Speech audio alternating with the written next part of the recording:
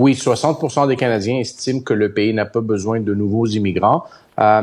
L'opposition la plus forte, on la voit en Alberta avec 65%, en Ontario avec 63%.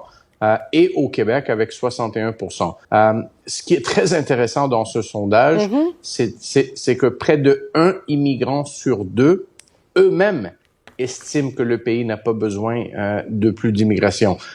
Les plus gros enjeux qui causent que ces pourcentages sont si élevés, c'est il y a une méfiance accrue chez les Canadiens qui cherchent du travail.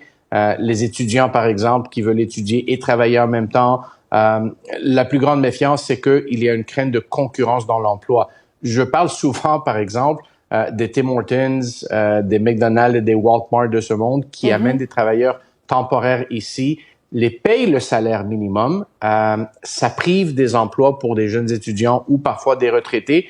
Mais en même temps, le débat qu'on doit avoir, c'est quel type d'immigration voulons-nous? Est-ce qu'on veut amener des gens ici et les payer simplement un salaire minimum?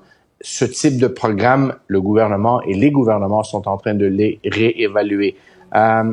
L'autre enjeu qui existe en immigration, c'est les temps de traitement des demandes, spécifiquement les demandeurs d'asile.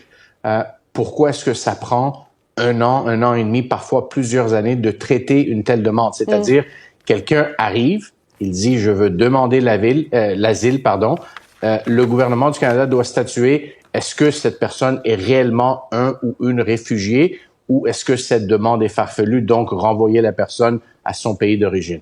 Et c'est ça qui dérange le gouvernement du Québec parce que c'est très long et pendant que ces gens-là sont en attente d'une décision, ils sont ici et ils ont donc des services et les services sont débordés. C'est ce que dit François Legault, Dimitri.